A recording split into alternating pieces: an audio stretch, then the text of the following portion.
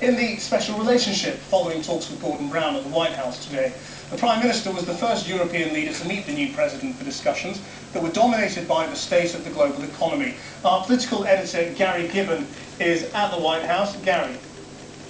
Well, I think a lot of people may think that that phrase, the special relationship, is fairly ludicrous, but I can tell you that there are people in Whitehall, grown men and women, who hold their breath, waiting on occasions like this, press conferences at the White House, to hear a president say it.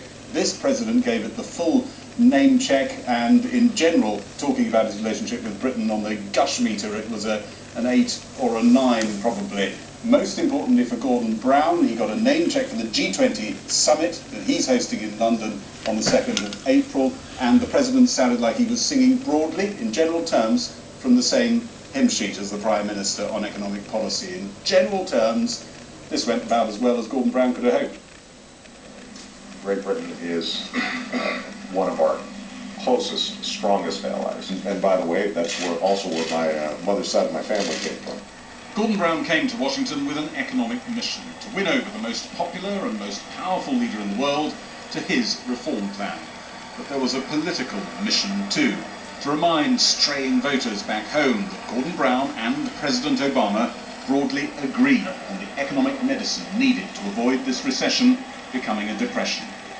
A subliminal message: conservatives, both in the United States and in Britain, are outside that consensus. One of the things that Prime Minister Brown and I talked about is how can we coordinate so that all the G20 countries, all the major countries around the world, in a coordinated fashion are stimulating their economies. We dug a very deep hole for ourselves. There were a lot of bad decisions that were made. We are cleaning up that mess.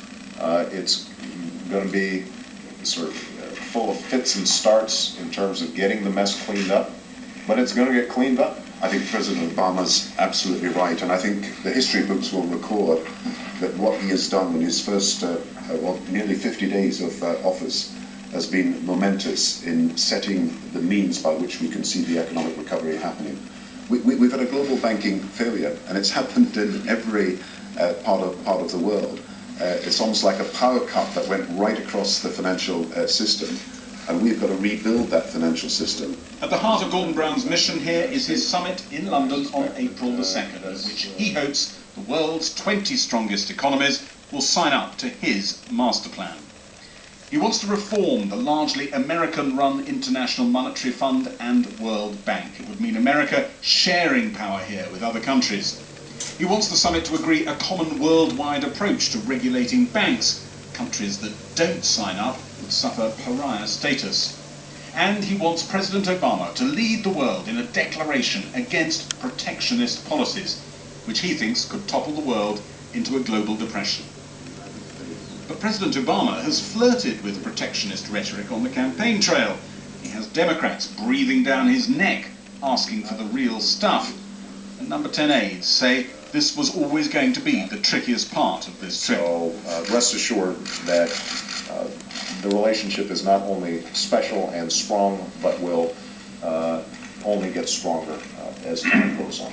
I've enjoyed every conversation that we've had, both by the telephone and when we've met. I don't think I could ever compete with you at basketball, perhaps tennis. Tennis, I hear you got a game. Yeah, we could maybe have it. We haven't tried it. I'd like to think that our relationship is terrific. And I'm sure he won't dispute me in front of me anyway. Gordon Brown was spotted just after landing at Andrews Air Force Base last night. He's privately thrilled to be the one plucked from the beauty pageant of European leaders for the first face-to-face meeting with President Obama at the White House. But today's shortish face-to-face meeting, followed by lunch with